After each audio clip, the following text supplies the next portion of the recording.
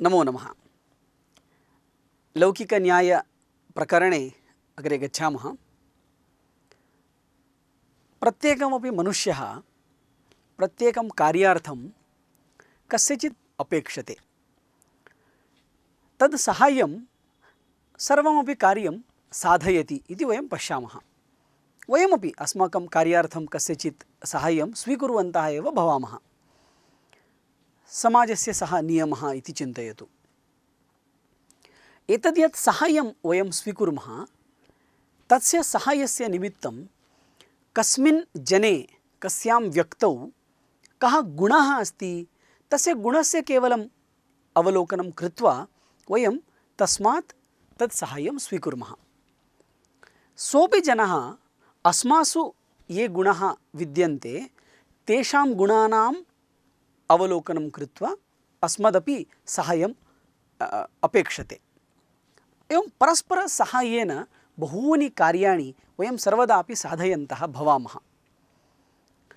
तादृशमेव प्रसङ्गम् एषः न्यायः अन्धपङ्गुन्यायः इति बोधयति। अन्धः इत्यस्य अर्थः नेत्रहीनः, यः द्रष्टुं न शक्नोति।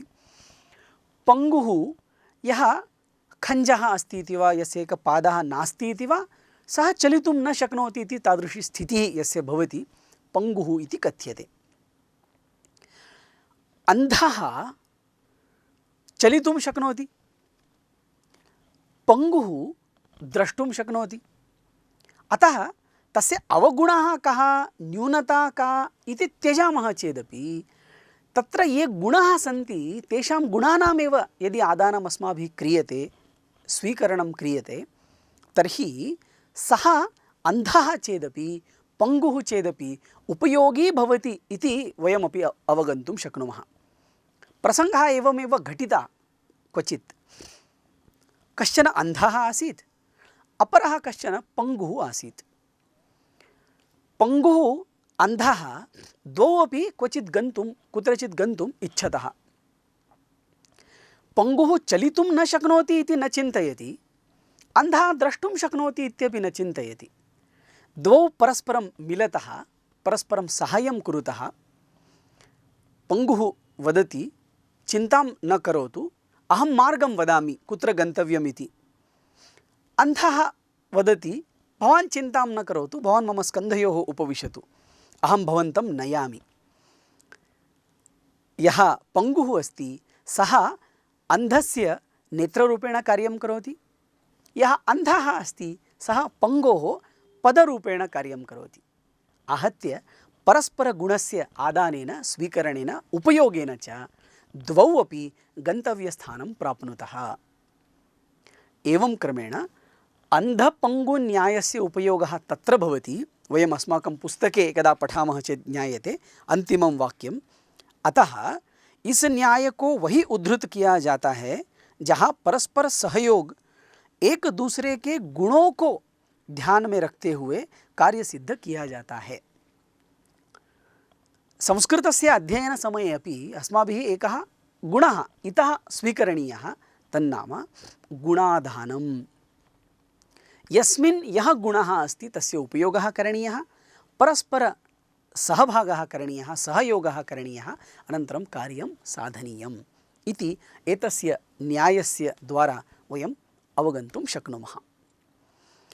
अपरः अत्यन्तम् उत्कृष्टः प्रसिद्धः न्यायः अस्ति, अस्माकं कृते आनन्ददायी अपि अस्ति। वृद्धकुमारी वाक्यन्यायः इति तस्य नाम।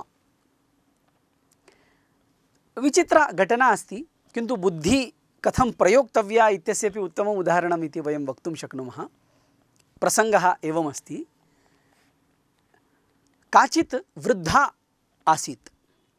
सा बहु तपस्यां करोति, साधनां करोति। देवेन्द्रः, देवानां राजा इन्द्रः प्रसन्नः भवति। यदा प्रसन्नः भवति तदा तां वृद्धां पृच्छति, वदतु किम् अपेक्षितम्, अहं प्रसन्नः अस्मि, वरदानं ददामि इति। तदा सा वृद्धा एकं वाक्यं वदति, वृद्धकुमारी वाक्यम् इति यदा अस्ति तद् वदामः।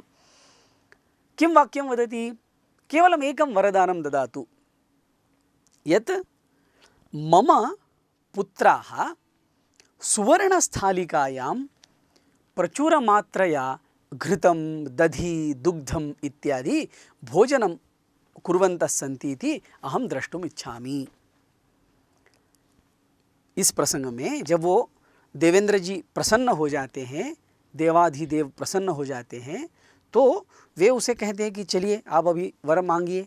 तो ये कहते हैं मैं ऐसा वर चाहती हूँ कि मेरे बेटे सोने की थाली में घी दूध दही वगैरह प्रचुर मात्रा में अधिक प्रमाण में आनंद से खा रहे हैं। भले ही एक वाक्य है, लेकिन इस एक वाक्य से उस वृद्धा ने, वृद्ध महिला ने क्या क्या प्राप्त किया। उसे अगर पुत्र होने हैं तो स्वाभाविक है उसका विवाह होना चाहिए। विवाह होने के लिए वो युवती होनी चाहिए, इसीलिए पहले वो युवती हो ऐसा एक वर उसने मांगा। कहा नहीं प्रत्यक्ष, लेकिन वो वर मांगा। फिर मेरा विवाह हो, फिर मुझे बच्चे हो, और इतना ही नहीं तो मेरी अच्छी संपत्ति भी हो कि मेरे बच्चे घी दूध दही ये सारे पदार्थ सोने की थाली में खा सके। इतनी समृद्धि, इतना वैभव, इतने पैसे, इतना धन, इतनी संपत्ति, वो सब कुछ मुझे प्राप्त हो। ये सारी चीज़ें उस वृद्ध महिला ने केवल एक वाक्य से मांग ली, तो वो वृद्धा कुमारी हो गई और उसका वाक्य उसे कई सारी चीज़ें दे गया। वृद्ध कुमारी वाक्य न्याय से यह अभिप्राय है कि जब हम किसी छोटे से एक वाक्य से और या तो छोटी सी क्रिया से बहुत कुछ साध्य कर लेते हैं, उस प्रसंग में इस न्याय का हम उपयोग कर सकते हैं।